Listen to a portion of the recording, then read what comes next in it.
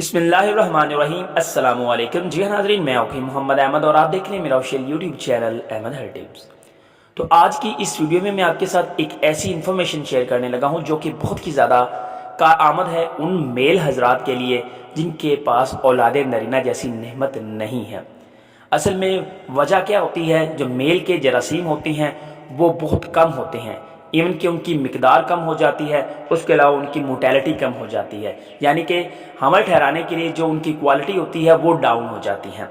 तो आज की इस वीडियो में मैं आपके साथ उसी चीज़ का एक हल शेयर करने लगा हूं जो कि निहायत ही आजमूदा और कारआमद है, और एक ऐसी बात आपके साथ शेयर करने लगा हूं जिससे आप खुद आइडेंटिफाई करोगे और ख़ुद इस चीज़ को इग्नोर नहीं कर पाओगे कि वाकई ही ये मसाइल आते हैं मेरे साथ। इंशाअल्लाह अज़्ज़ा वजल वीडियो बहुत ही ज़्यादा इन्फॉर्मेटिव है और आपकी ये ज़िंदगी बदलने वाली वीडियो है। आपने वीडियो को लास्ट तक वॉच कर लेना है, इंशाअल्लाह आप मुझे दुआओं में ज़रूर याद रखेंगे। तो वीडियो मजीद आगे बढ़ने से पहले अगर आप हमारे चैनल को अभी तक आपने सब्सक्राइब ही नहीं किया, पहली दफ़ा विजिट किया या आप ओल्ड व्यूवर्स हैं और आपने सब्सक्राइब नहीं किया, तो नीचे दिया गया रेड कलर का बटन प्रेस कर लें ताकि इस तरह की नेक्स्ट वीडियो आपको बजरिया नोटिफिकेशन, बजरिया सब्सक्रिप्शन आपको मिल सके।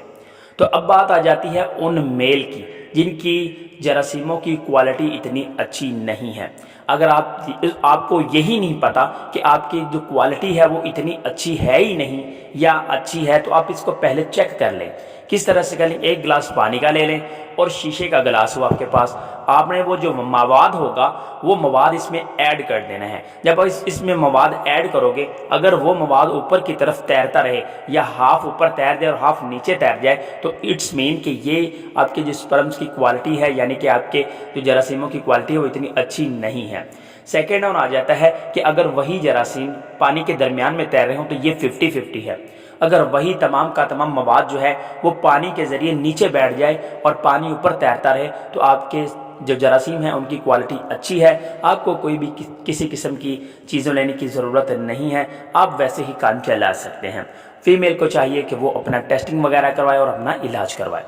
अब बात आ जाती है कि वो वाले मेल हजरात जिनके मनी में, मवाद में बहुत ज़्यादा पस होती है। ये जो पस होती है ये जरासीमों को मारना शुरू कर देती है और आगे जरासीमों को बढ़ने नहीं देती। तो पहले आपने इसको ख़त्म करना है।